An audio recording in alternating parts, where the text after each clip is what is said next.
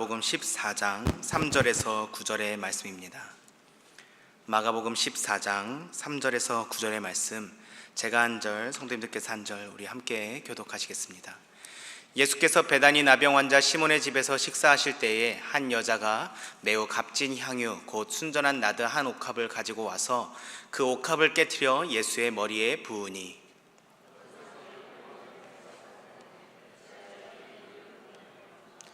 이 향유를 300데나리온 이상에 팔아 가난한 자들에게 줄 수 있었겠도다 하며 그 여자를 책망하는지라.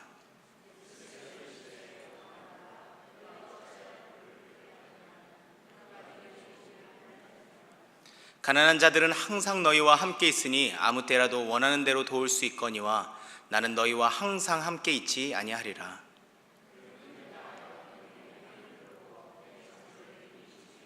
우리 함께 읽겠습니다.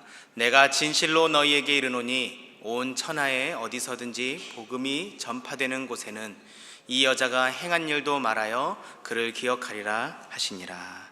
아멘. 우리는 고난주간 수요일을 맞이하고 있습니다.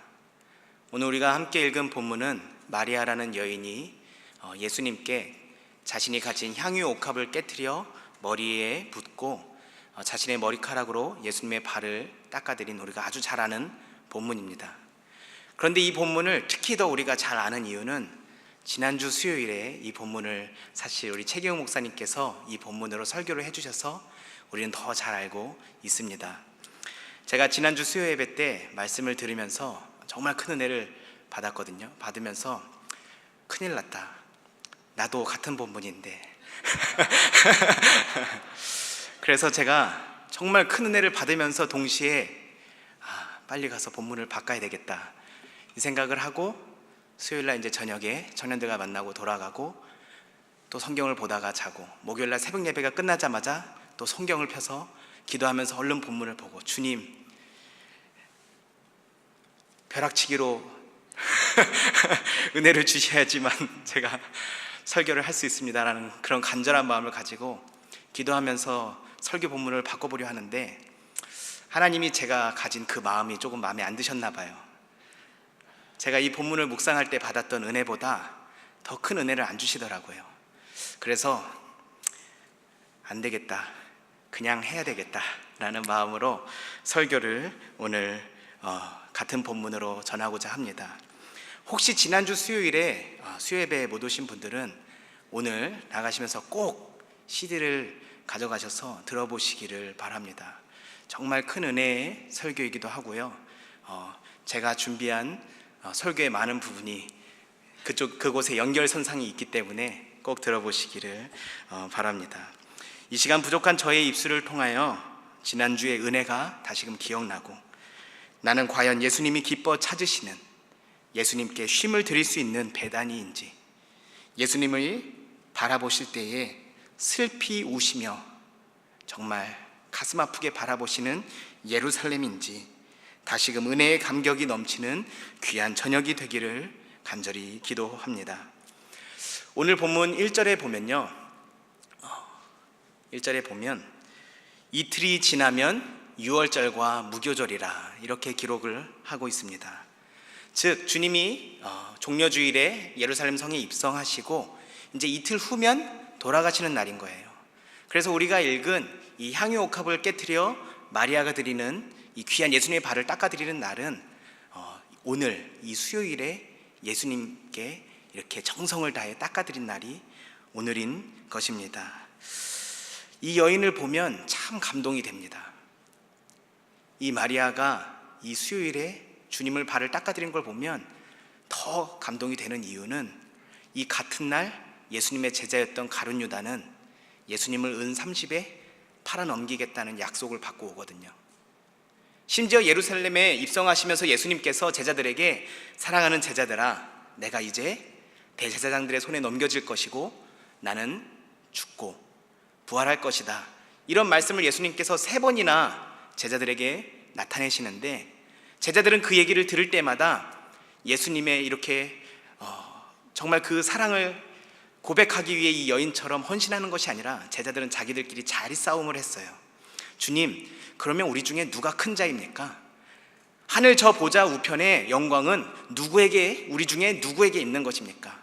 주님은 우리를 위해 달려 돌아가시기 위해 십자가의 길을 가는데 나와 동고동락했던 3년 동안 함께했던 제자들은 내 마음을 못 알아주고 그저 자기들의 이익만을 쫓아 계속 예수님 주변에 있는 모습을 보며 예수님은 참 가슴이 아팠을 것 같습니다.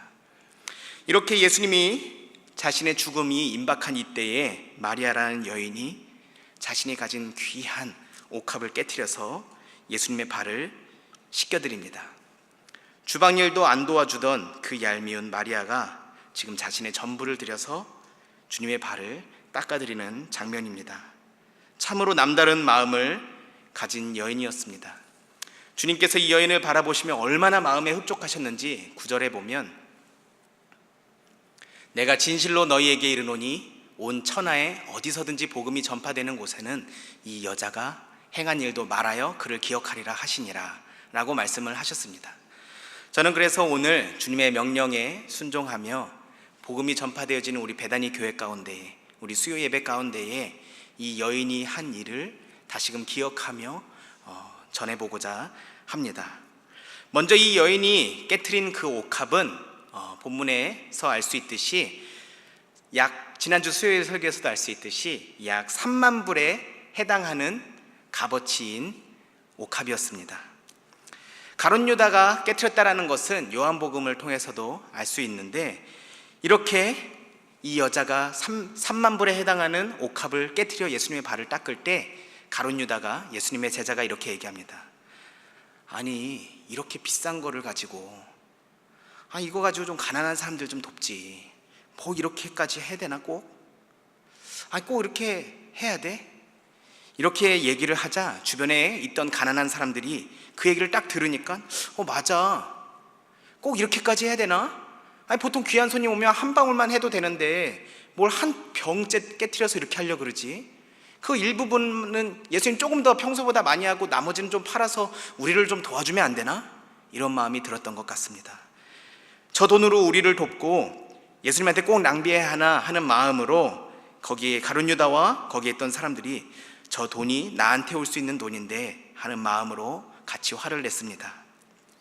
그런데 눈여겨볼 사실은 가룟 유다의 말이 맞는 말이라는 사실입니다. 아마 지금 오늘도 우리가 선교팀을 예를 들어서 오늘 보내게 되는데, 우리가 헌금을 열심히 모아서 3만 불의 돈을 모았다고 가정해 봤을 때 우리가 3만 불을 가지고 어려운 이들의 약품을 사고 그들이 쓸 학용품을 사고 혹은 교회를, 성전을 건축해 주고 어려운 이들의 옷을 사고 뭐 그런 것을 사서 간다 그러면 어느 누구 하나 싫어할 사람이 없을 텐데, 만약에 오늘 선교팀이 출발하는데 여기서 함께 파송의 예배를 드리면서 3만 불에 해당하는 우리가 기름을 가져다가 그것을 바닥에 깨트려서 그걸로 선교팀의 발을 다 씻어서 우리가 혹시 오늘 선교팀을 보낸다면 우리 성전 가운데에 혹 누군가는 눈살을 찌푸릴지 모르겠습니다. 이 본문을 보며 함께 나누고 싶었던 첫 번째 메시지는 교회에는 다양한 사람들이, 다양한 섬김을 가진 사람들이 존재한다라는 사실입니다.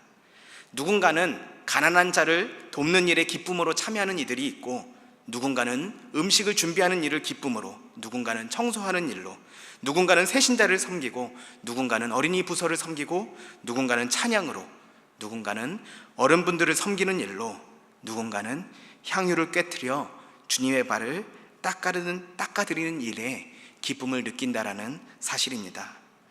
우리가 한 교회의 공동체이고 한 예수님의 제자들이지만 서로가 다 다르다라는 것을, 서로의 섬김이 다르다라는 것을, 서로가 가진 은사와 재능이 다르다라는 것을 오늘 본문을 통하여 먼저 인지하기를 원합니다. 사람이 다 다르기 때문에 모두가 각 지체가 되어 한 몸을 이루는 것입니다. 만약에 제 온 몸이 전부 다 팔로 되어 있더라면 주방 봉사하는 날 바쁠 때 손이 많으니 도움이 될지는 모르겠습니다. 그렇지만 저희 교회가 모두가 팔이라면 선교를 가는 발이 없을 것입니다.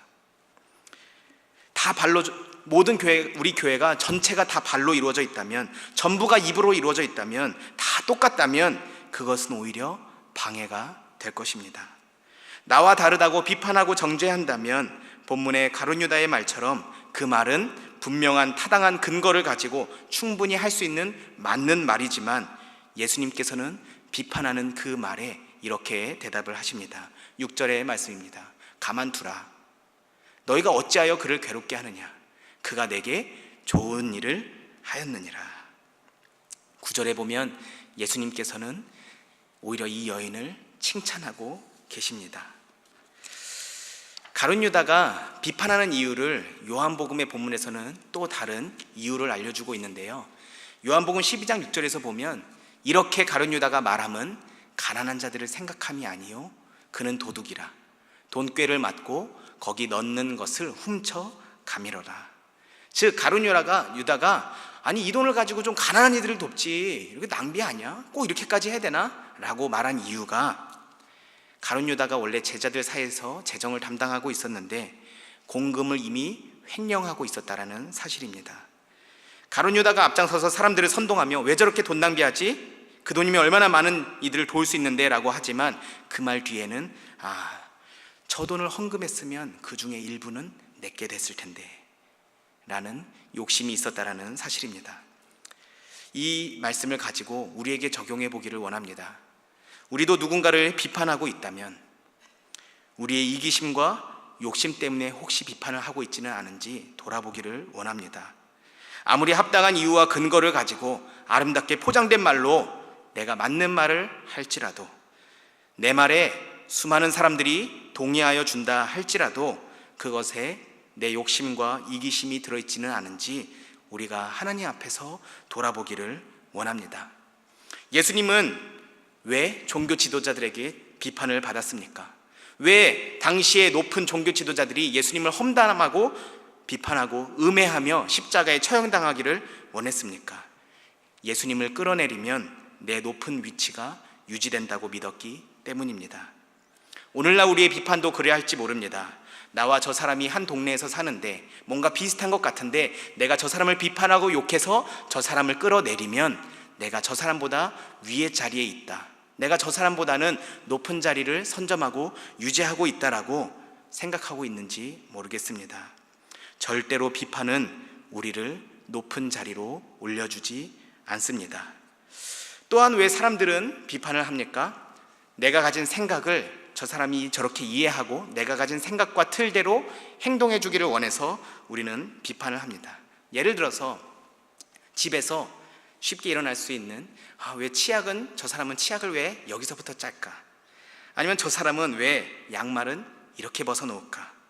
왜 저 사람은 뚜껑을 꼭 이렇게 두고 다닐까? 라는 등등 우리의 삶에서 무언가 비판하고 싶고 정확한 말을 해주고 싶을 때 우리는 맞는 말이기 때문에 저 사람에게 도움이 되기 때문에 그 말을 꼭 해줘야 속이 편안합니다. 그런데 그 말 때문에 정말 아무것도 아닌 치약 뚜껑 하나 때문에 아무것도 아닌 일 때문에 관계가 틀어질 수 있고 싸움이 일어날 수도 있다는 사실입니다. 우리 사랑하는 성도님들, 요즘의 젊은이들이 이해가 되십니까? 쟤네들은 왜 옷을 저렇게 입지? 쟤네들은 왜 예배에 늦게 오지? 쟤네들은 왜 이렇게 말을 좀 줄여서 하지? 쟤네들은 왜 저렇게 살지? 어렸을 때 혹시 이런 말을 성도님들은 들어보시지 않았습니까? 혹은 요즘에 우리가 이런 말을 해보시지는 않았습니까? 제가 보니 이 말이 틀린 말은 아닙니다. 왜냐하면 예전 군대가 지금 군대보다 훨씬 힘들었던 게 사실이었으니까 어르신분들이 하는 말이 사실이 맞습니다. 예전 어른분들께서 더 어려운 상황 속에서도 나라를 세우셨고 일으키셨으며 먹을 것이 없을 때에도 강인하게 해내셨기 때문에 어른분들이 하는 비판은 다 맞는 말입니다. 그런데 놀라운 것은 제가 설교 준비를 하면서 놀라운 걸 하나 발견했는데요. 기원전입니다. 기원후가 아니고 기원전 1700년경에 수메르 시대에 쓰인 점토판의 문자를 해독한 내용에 이렇게 문장이 쓰여 있습니다. 요즘 젊은이들은 너무 버릇이 없다. 기원전 1700년입니다. 이게 수메리안스라는 책 244페이지에 적혀 있습니다. 영화 알렉산더의 프톨레마이오스 왕의 대사로 이 문장이 그대로 쓰여지기도 합니다. 청동기 시대에는 이러한 글도 있었습니다. 요즘 세대는 나약하고 철이 없다. 그리스의 유명한 고전 일리아드에는 요즘 젊은이들은 우리가 혼자서도 하던 일을 두 명이서도 하지 못한다. 1311년 알바루스 펠라기우스의 글에는 요즘 애들은 답이 없다라며 한탄하는 기록이 있습니다. 1637년 데카르트의 방법 소설에도 이러한 문장이 있고요. 동양의 한 비자 오두편에도 이러한 기록이 있고 돌궐 비문에도, 그리고 오늘날 우리의 입에도 이러한 말이 역사적으로 계속해서 반복되어 나타나고 있습니다. 제가 참 좋아하는 흐르는 강물처럼이라는 영화가 있는데요, 목회자 가정의 이야기라서 제가 조금 관심이 있었던 것 같아요.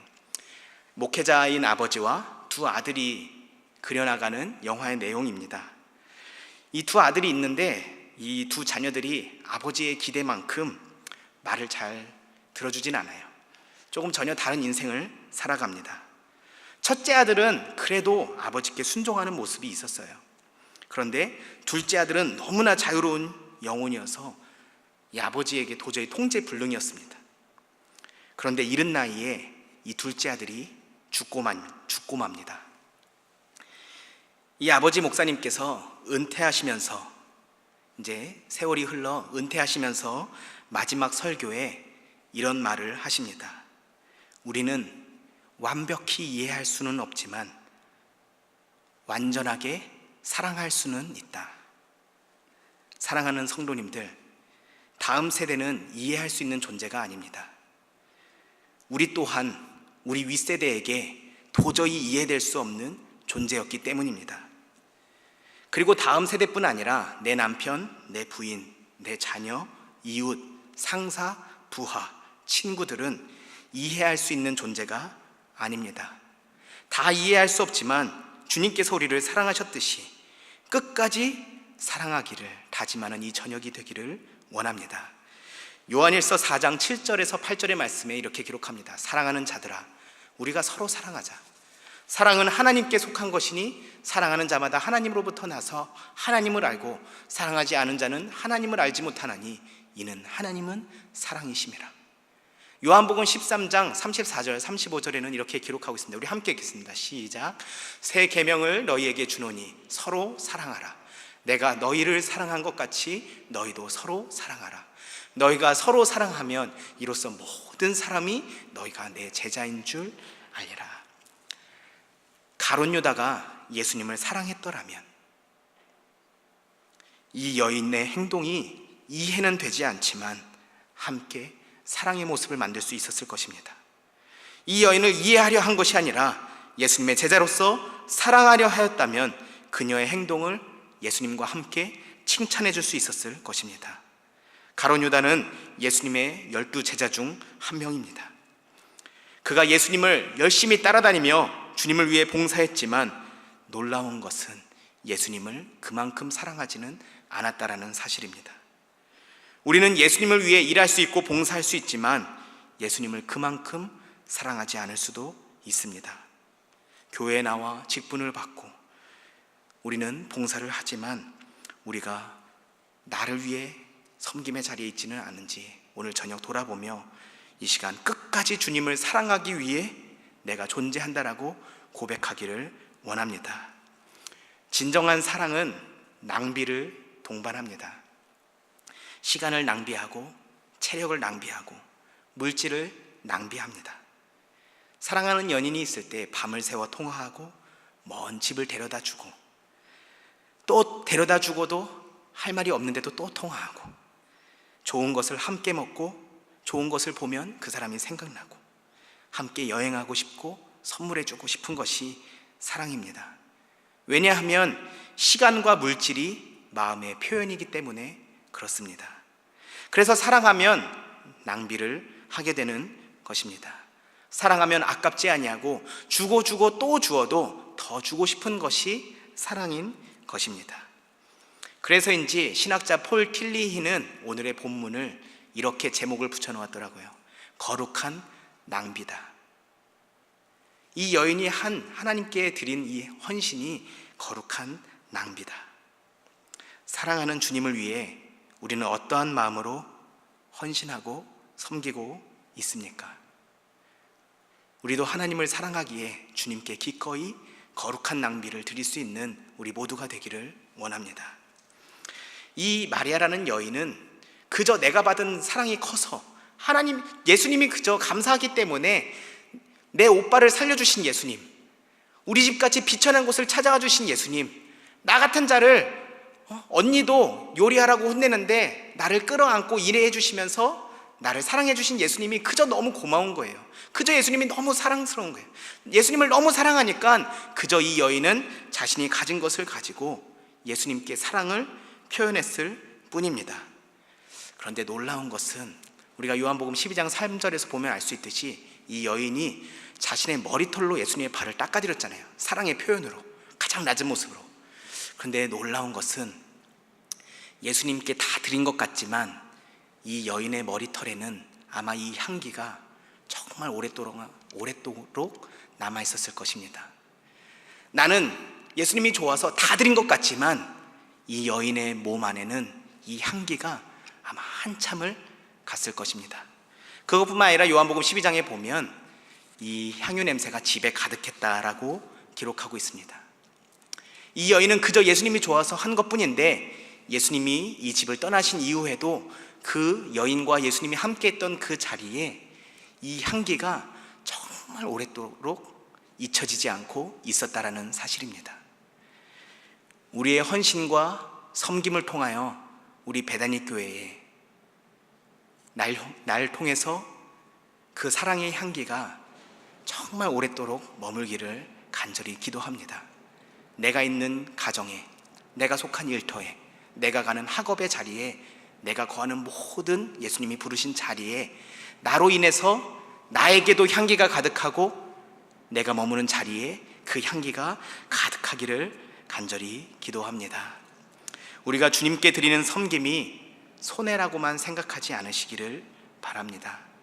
마가복음 10장 29절에서 30절의 본문을 보면 제가 읽겠습니다. 예수께서 이르시되 내가 진실로 너희에게 이르노니 나와 복음을 위하여 집이나 형제나 자매나 어머니나 아버지나 자식이나 전토를 벌인 자는 현세에 있어 집과 형제와 자매와 어머니와 자식과 전토를 100배나 받되 박해를 겸하여 받고 내세에 영생을 받지 못할 자가 없느니라. 아멘. 이 본문에 보면요, 우리가 하나님과 복음을 위하여 드린 헌신은 우리가 천국에 가서만 받는 것이 아니라 현세에 100배를 받는다고 분명히 기록을 하고 있습니다. 이것은 그저 기복신앙으로 크리스찬들을 꼬시는 하나님의 말씀이 아닙니다. 하나님께서는 하나님이 사랑하시는 자녀들에게 그들이 드린 헌신과 땀방울을 다 기억하시고 이 땅 가운데에서도 누릴 은혜와 복으로 하나님은 분명히 함께 하신다라는 사실입니다. 주님이 분명히 약속을 하셨습니다.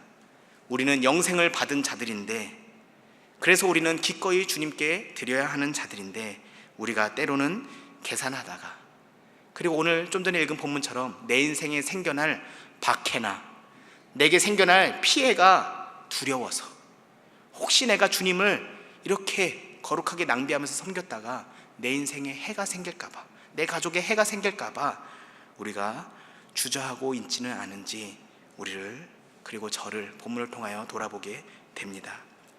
이 향유를 깨트린 마리아가 고민했을 거예요. 이게 한 방울도 아니고 한 병을 다 깨트리면 이 집에 정말 오랫도록 냄새가 가득할 텐데, 이 집주인이 너 때문에 잠 못 잔다고, 너 때문에 이사 가야 된다고 나를 박해하면 어떡하지? 주변 사람들이 내가 그렇게 평소에 돈을 아꼈는데 너 뭐 돈 다 많았네, 그러면서 그렇게 했어? 나한테 밥 한 끼 안 사주면서 이러기야? 주변 사람들이 나에게 안 좋은 얘기를 하면, 나를 안 좋게 바라보면 어떡하지? 주변에 이렇게 하면 나한테 화낼 사람들이 있을 텐데, 우리도 계산하다가 주저하고 그만 헌신하지 못한다면 그것은 우리의 것이 되지 못합니다. 본문의 가룟유다처럼 이 돈이면 이것도 할 수 있고 저것도 할 수 있다, 이거면 이 유익도 생기고 저 유익도 생긴다며 계산한다면 우리는 아름다운 향기와 열매를 맺지 못하게 된다는 사실입니다. 주님은 끝까지 우리를 사랑하셨습니다. 주님은 계산하지 않고 우리를 사랑하셨습니다. 주님께서 계산했더라면 저같이 부족한 자에게 그 귀한 독생자 아들 예수 그리스도를 주실 수 없었을 것입니다. 사랑하는 성도님들, 봉사의 자리에서 이제는 지쳐 계산을 하고 계십니까? 주변 사람들의 말이 나를 넘어뜨리려 하고 있습니까? 저 맞는 비판이 내 마음을 찢어놓고 나를 주저앉게 하고 있습니까? 우리가 호흡하고 살아있는 오늘 한 번 더 봉사할 수 있기를, 주님을 위해 멋진 향기를 내어드릴 수 있기를 도전합니다. 봉사와 헌신의 기회는 언제나 내 곁에 있는 것이 아닙니다. 이 은혜도 내게 왔을 때 잡아야 합니다. 그것은 하나님께서 나를 넘어뜨리고 내 것을 빼앗아가기 위해 주시는 것이 아니라 나를 세워주시고 나를 통하여 영광 받으시며 나에게 복 주시기 위한 하나님의 은혜임을 확신합니다. 우리가 잔머리를 굴리면 하나님은 어떻게 하시죠? 잔잔머리를 굴리십니다. 이제 돌아오는 금요일, 주님이 돌아가신 날을 우리는 맞이하게 됩니다. 그리고 주일, 우리는 주님의 부활하신 날을 기념하게 됩니다. 우리가 하는 헌신을 보시고 내가 드리는 섬김을 보시고 주님께서 이렇게 말씀하시면 참 좋겠습니다. 온 천하에 어디서든지 복음이 전파되는 곳에는 사랑하는 아무개가 행한 일도 말하며 그를 기억하라. 그래서 우리가 드린 헌신이 하나님 보시기에 춤추게 해드리는 귀한 우리의 삶이 되기를 간절히 축원합니다. 우리 이 시간 함께 기도하면 좋겠습니다. 하나님, 나는 어떠한 섬김으로, 어떠한 마음으로 주님을 사랑하고 있습니까? 하나님, 이 시간 나의 마음이 온전히 주님께로만 향하게 하여 주시옵소서.